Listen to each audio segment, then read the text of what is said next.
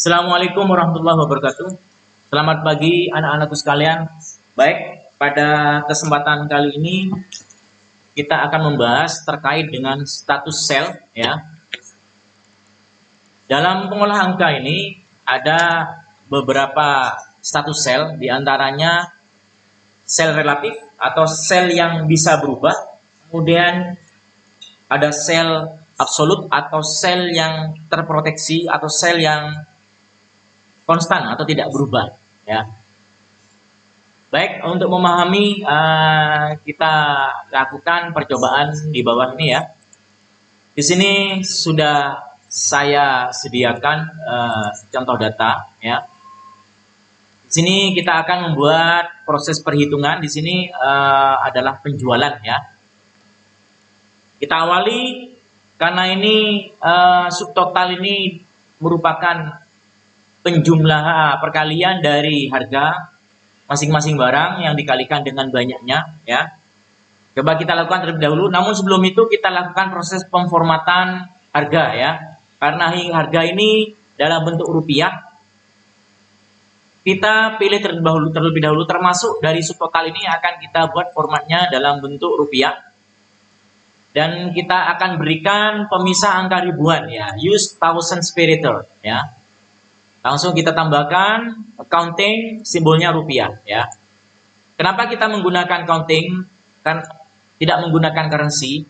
Walaupun sama-sama di sini simbol, namun accounting ini memang spesifik digunakan untuk proses akuntansi atau perhitungan, sehingga susunan simbolnya lebih rapi, tersusun rapi, rata sebelah kiri ya, beda dengan currency ya. Baik, langsung kita klik OK aja.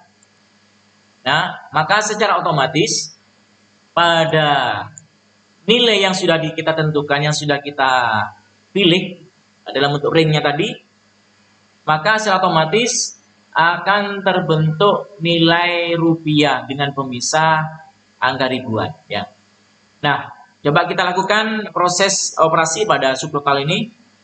Kita awali dengan sama dengan di mana sel C4 ini ya akan kita kalikan dengan sel D4 ya. Kemudian langsung kita tekan enter ya. Karena rumus yang ada di bawahnya ini sama dengan yang di atas. Beda dengan pertemuan yang sebelumnya, memang beda operasi, ada penjumlahan, ada pengurangan, ada perkalian, ada pembagian. Karena ini semuanya sama-sama menggunakan operasi perkalian, maka rumus yang sudah kita buat tidak perlu kita buat langkah yang sama seperti yang di atasnya. Cukup kita akan menggunakan cara yang termudah, yaitu dengan mengcopy rumus yang ada di atasnya dengan menggunakan drag and drop ya. Oke, maka secara otomatis hasil akan ditempatkan ya, seperti tampak pada gambar ya. Kemudian, nah, di mana nanti pada subtotal ini nanti akan mendapatkan pemotongan masing-masing, yaitu pemotongan sebesar 10.000 ya dari masing-masing subtotal ini ya ke bawah ya. Subtotal potongan ya, langsung dipotong ya 10.000. Bagaimanakah caranya? Ya, langsung kita pilih pada subtotal ini, salah satu yang ada di atas ini kita kurangi dengan yang dikurangi dengan sel G2 ini ya. Langsung kita tekan enter ya.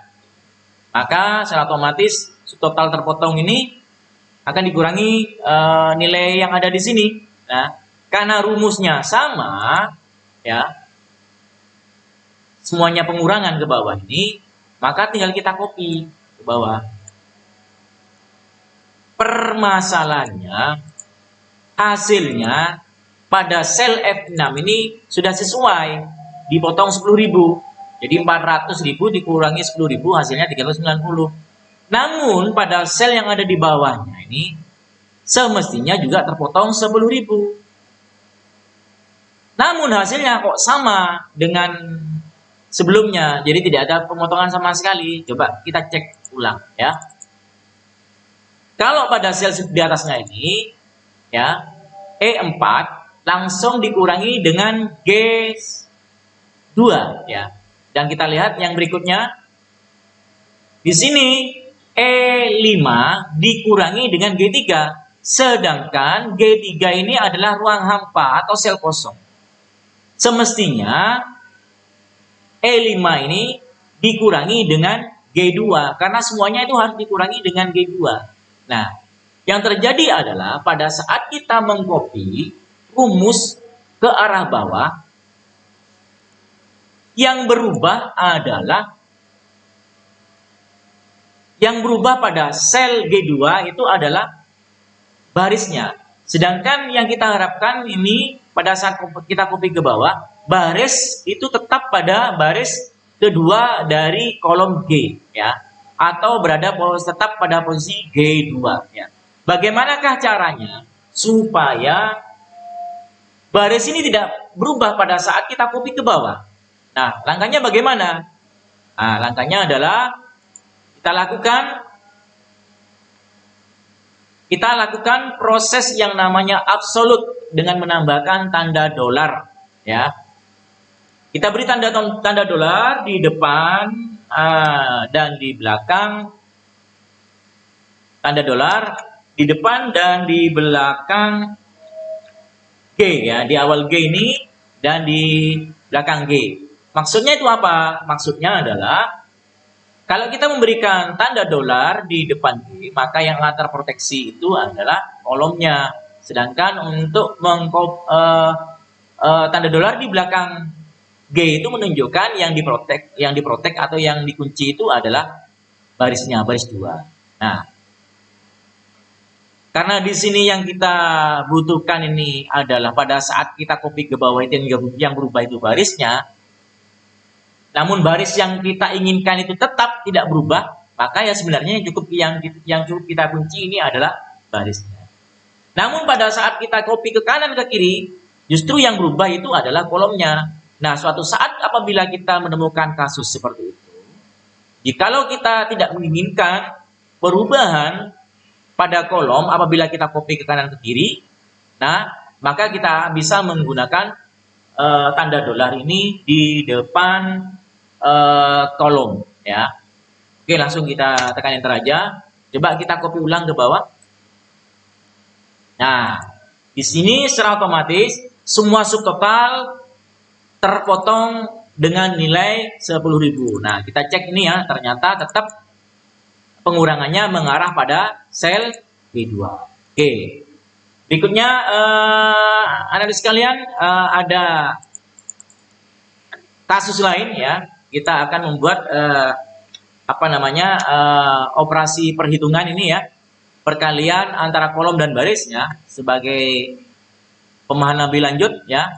Saya di sini akan membuat angka 1, 2, 3 hingga 10 ya.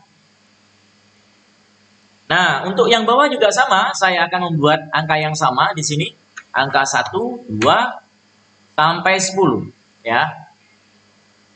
Oke. Untuk sel K4 ini diperoleh dari perkalian C4 dengan K3 ya. Bagaimana caranya ya? Yuk kita lakukan aja. Diawali sama dengan, kemudian ini J4 dikali dengan K3 ya. Kemudian kita tekan enter. 1 dikali 1 maka hasilnya adalah 1. Karena seperti yang tadi sudah saya sampaikan, karena operasinya sama, perkalian, cukup kita mengcopy rumus yang ini ke bagian kanan ya, karena sama fungsinya, perkalian ya. Coba kita kopikan. Namun yang terjadi hal yang tidak kita inginkan. Kita lihat pada sel K4 ini sesuai harapan ya. Pada sel L4 ini ya masih sesuai harapan. Namun posisi kolomnya sudah berubah semestinya pada kolom semestinya pada sel J4, namun ini sudah berubah ke K4 ya. Coba kita analisa lagi untuk yang ini ya. Semestinya 3 kali 1 ini hasilnya 3. Namun di sini adalah hasilnya 6. Kok bisa 6? Coba kita analisa. Ternyata yang dioperasikan bukan bukan sel M3 dikalikan J4. Yang terjadi adalah L4 dikalikan dengan M3. Maka yang berubah di sini adalah kolom J-nya berubah menjadi kolom L. Nah, itu pula untuk yang ini. Kok bisa 24? Mestinya 4 kali 1 itu 4. Jadinya ada 24.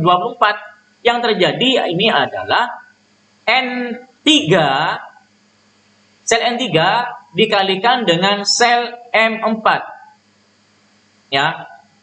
Atau 4 dikalikan 6, ya otomatis hasilnya 24. Bagaimana supaya tetap pada proses perkalian ini mengarah pada saat kita copy mengarah pada sel J4.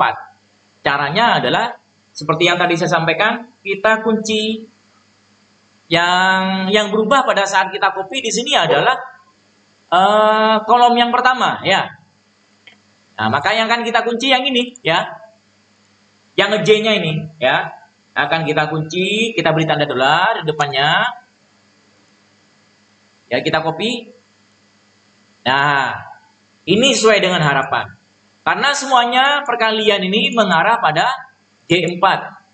Coba sekarang kita kopikan ke bawah. Nah, pada saat kita kopikan ke bawah, yang tidak diharapkan ini adalah barisnya berubah. Ya, sehingga hasilnya sama seperti sebelumnya. Jadi intinya pada saat kita copy ke kanan ke kiri yang berubah itu adalah kolom. Kemudian yang kalau kita copy ke atas ke bawah yang berubah itu adalah barisnya, ya. Untuk melakukan hal yang tidak kita inginkan, ya. Kita menginginkan baris ini tidak berubah karena yang berubah ini adalah K3. Pada saat kita copy ke bawah berubah menjadi K2, K5, K6 dan seterusnya. Supaya K ini tidak berubah, maka yang akan kita kunci adalah barisnya ya pada sel K3 ini ya. Kita kunci dengan menggunakan tanda dolar. Kemudian kita kopikan kembali ke arah kanan ya. Kemudian kita kopikan juga ke arah bawah. Nah, seperti itu ya. Nah, ini hasil yang kita harapkan. Langsung kita kopikan lagi ke arah bawah. Nah, dari proses perhitungan ini sudah terlihat bahwasanya betapa pentingnya kita menggunakan absolut pada pada saat tertentu ya. Nah, baiklah itu anak-anak sekalian apa yang kita pelajari hari ini supaya semoga bisa memberikan manfaat dan saya akhiri wassalamualaikum warahmatullahi wabarakatuh.